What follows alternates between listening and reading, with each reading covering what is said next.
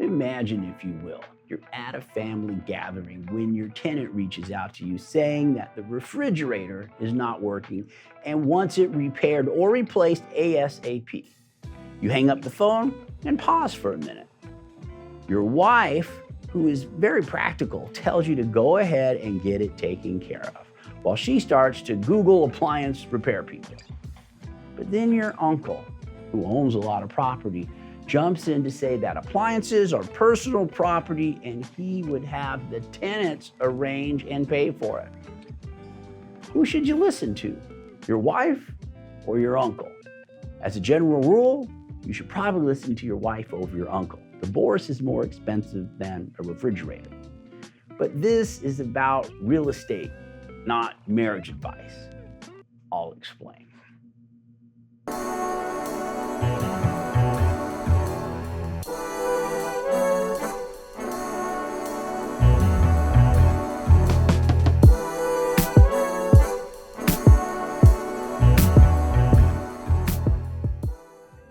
Who pays for appliance repairs? The landlord or the tenant? Like most things in life, it depends. We'll go through multiple situations explaining who is responsible and give some examples of how it can go either way depending on your approach and the ever-important lease agreement. We will give pros and cons of a couple different approaches and rental property strategies people use. We'll start with the easiest first. Who pays for repairs when the tenant owns the appliance? If the appliances are property of the tenant, then the repairs and potential replacement are the tenant's responsibility. This is the easiest. Who pays for repairs when the tenant breaks the appliance? If the tenant breaks the appliance, then it is the financial responsibility of the tenant. This is why you need to be sure to document the condition of the appliances in the beginning of the lease, just in case there are any disputes. Who pays for repairs when appliances are built in? If the appliances are built in, they are considered fixtures. When fixtures quit working from normal wear and tear, then the repairs or replacement is the responsibility of the rental property owner. Something that is connected in a way where it cannot just be unplugged and removed is considered a fixture and goes with the property, just like in a sale. Fixtures are part of the rental property and the rental property owner's responsibility. Who pays for repairs when appliances are owned by the landlord but are not built in?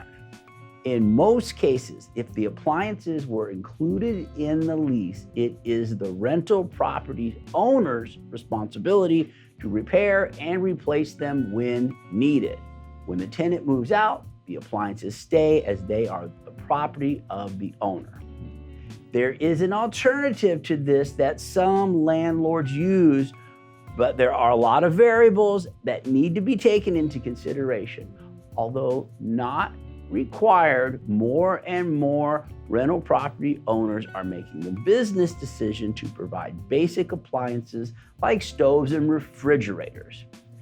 Unless otherwise agreed, when these appliances wear out or need replacing, the landlord covers the cost. This way, when the tenant moves out, the appliances are available for the next tenant. This helps make the property more attractive to tenants and easier to lease at a better rate. Check out our article on what appliances should be included with a rental property to get more background on the subject. If you still make the business decision to avoid making appliance repairs, you can do so in certain instances, but it is only for certain appliances and you have to have it spelled out in your lease agreement ahead of time. What if you want the tenants to pay for appliance repairs? Some rental property owners push the expense of appliance repairs to the tenant. This is a little more old school and has some downsides that you need to consider.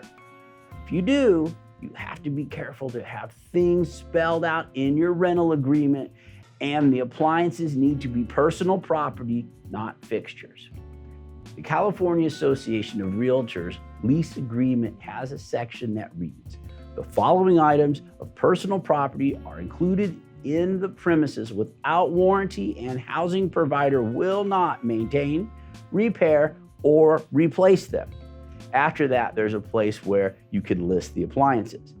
Unfortunately, the car lease agreement does not have any language stating who pays for the removal of non-operable appliances, or if there's a duty to inform the landlord if an appliance is removed. If you have the tenant pay for appliance repairs, we recommend that you clarify those 2 points. Your tenant should also be aware that if they pay for repair, they will be repairing your personal property. Remember, if the tenant replaces the appliance, then the new appliance would be the property of the tenant. When the tenant leaves, you may find yourself appliance shopping for the next tenant. Of course, every old school landlord will tell you about the time they got a deal buying used appliances from a tenant moving out. Personally, it feels cleaner for the rental property owner to include, repair, and replace basic appliances, and that is what we see more landlords doing. We just want to let you know your options and what to look out for. Pro tip for refrigerators. If you're going to rent a property that includes a refrigerator, you should include some language in your lease that makes clear you will include, repair, and replace a refrigerator that breaks at no fault of the tenant, but will not replace or compensate for any food loss due to the refrigerator's failure. It seems like every broken refrigerator is somehow full of steak and lobster. If a tenant loses their Wagyu beef and caviar, they may want to make a claim with their renter's insurance. Get the appliance fixed as quickly as you can, then you will not need to pay for food lost. Bottom line, it's usually pretty clear who pays for appliance repairs. If it is the tenant's property or the tenant broke the appliance, then they pay for the repair or replacement. If the appliance is built in and it's not functioning and it's not the fault of the tenant, then it is the property owner's responsibility. If the appliances are included with the rent, then it is the landlord's responsibility to repair or replace unless appliances qualify as personal property and are specifically held out in the lease agreement as included in the premises without warranty, and housing provider will not maintain, repair, or replace them. This approach can work in some cases but has downsides too, which should be discussed with your property manager. We hope you found this helpful and informative. If so, please like, share, and subscribe. Remember, we're not attorneys or CPAs, so we don't give legal or tax advice. Laws are always changing and they vary depending on the specific municipality in which the property is located.